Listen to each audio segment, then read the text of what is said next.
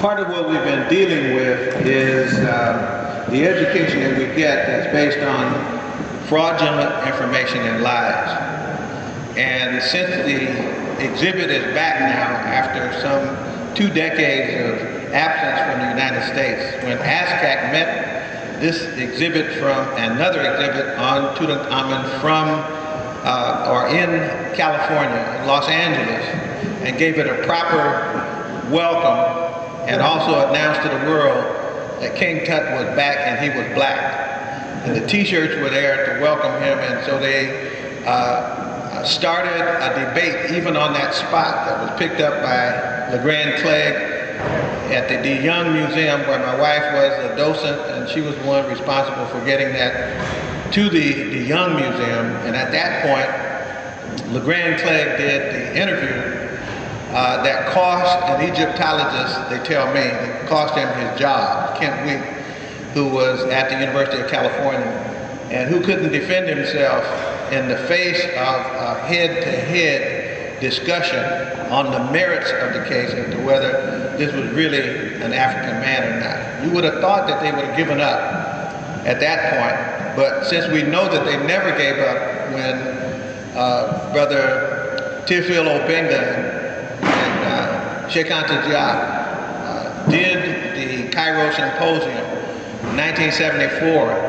and in just a surgical order laid out the case in empirical science for who Africans were, and therefore who the family of Tutankhamun was. And the 11 categories of empirical evidence that were presented there should have stopped everything. Those of us who are in ASCAC know those arguments quite well. But here we come back now with a new, supposedly scientific edition. And so I want to simply share just a very few slides addressing the issue of the phenotypical makeup of King Tutankhamun, and to show how easy it is to destroy what is now another attempt at falsehood. And so we'll go ahead with it. This is a collage. And by the way, I have to thank Dr. Ben for so many things. But for those of you who know Dr. Ben's work, you know that they're so full of documentation that it's hard to read. We're used to getting pablum in publications. And Dr. Ben loads, as did Joel Rogers before him, loads his presentations, not just his speeches, but his publications with documentation. And so I'm influenced greatly by those two men in terms of a method of presenting information. So what I've tried to do is to collect together here the collage that has the African family on the right, and picking the most important information about those families, which is the actual images of the mummies in most cases of the 18th dynasty, which is the dynasty of Tutankhamun. That means that those are his relatives, including one who is in the upper right-hand corner, said to be both, by some people, his mother, others that suggested that Akhenaten and someone else was the father and mother of Tutankhamun. I actually happen to believe it was Queen T. In fact, he even looks like her. But that's the physical carving of Queen T. But there's also the mummy of Queen T that we have. And there are other mummies in here, and those are the types of mummies that Dr. Sheikh Anta Diop was trying to be able to perform the melanin dosage test that was created and presented in Cairo. And the mummies that had been examined by him in the Museum of Man in Paris had indeed shown themselves to have the same melanin content as black people you would expect. We shouldn't even have to go through this, but the fact is that if we need to go through it, we can easily go through it and blow people away. And it's that kind of powerful evidence that then was compared to, here's the foreign people over here on the left. The Greeks on the bottom, Alexander the Great, and before the Ptolemaic queen, Cleopatra VII, and the Persian queen Nefertiti, who a lot of us spend a lot of time claim as African. Whether she was or wasn't, that remains to be seen, but at least one Egyptologist has done a lot of work looking at the fact that she's linked and is the actual Tadu Kippa, who is supposedly, maybe that's why her name is The Beautiful One Has Come. She had come from Persia into Africa and is not in any way, whether she's black or not, is not material. The fact that she's foreign is what's material. So I put the foreigners on the left side and the Africans on the right side. So we would expect, if everybody in that family is looking like everybody in this room, then we would expect that the mummy of Tutankhamun, which is down in the lower right, and the golden mask, which is the eyewitnesses' depiction of Tutankhamun, that body of evidence by itself would help us to understand that he was indeed a native African person. Now, there's other information that was put out in the 11 categories of empirical evidence: linguistic information, historical information, eyewitness testimony, other aspects of phenotype other than what is shown just by examining the head. But apparently, in order to get this exhibit back into the United States, Zawi Hawass and company decided that they had to come back in power. It was something that hadn't been done before.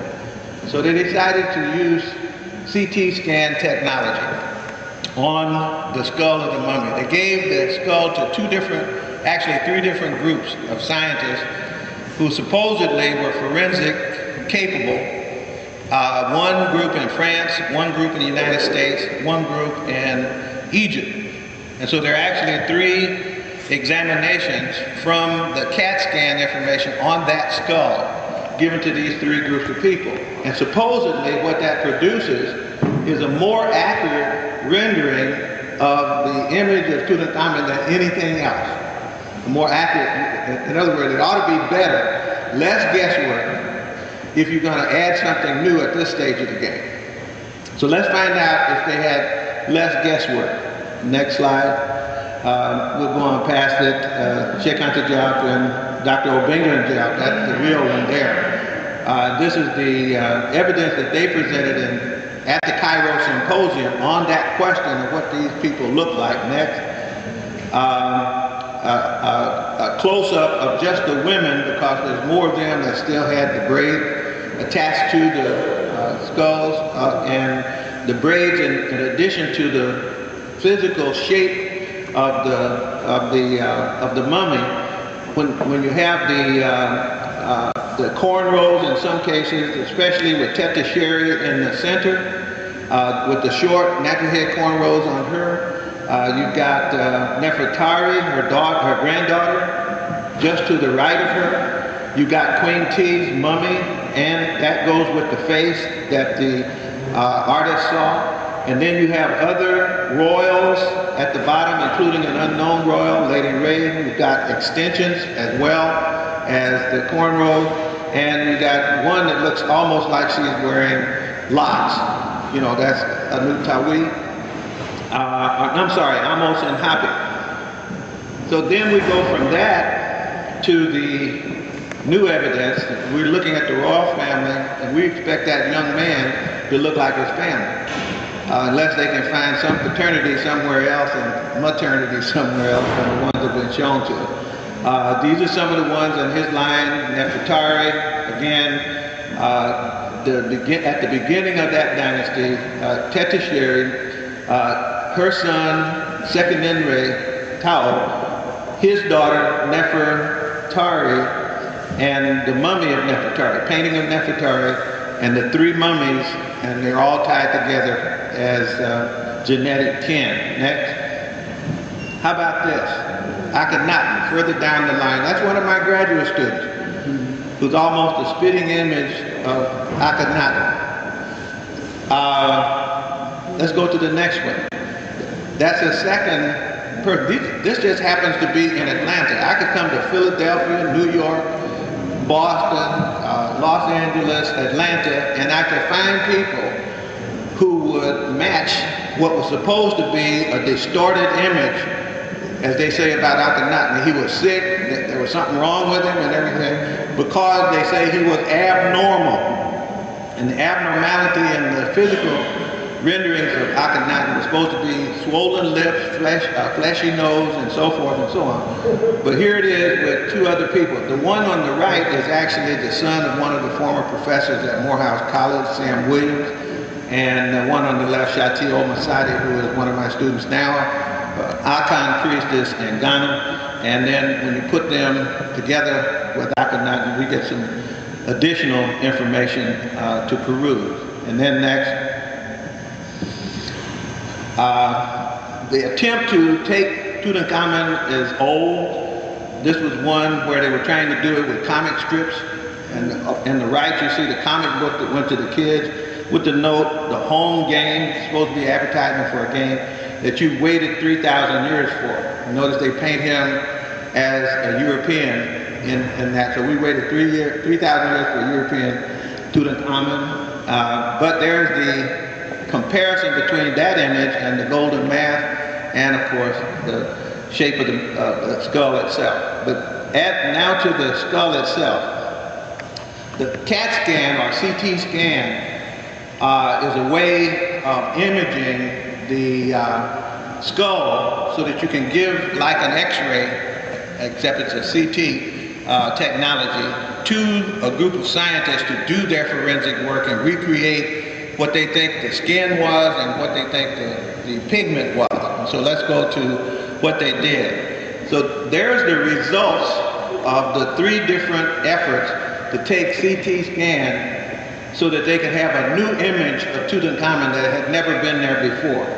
The one on the left is what the French group came up with. The one in the middle is what the Egyptian group came up with.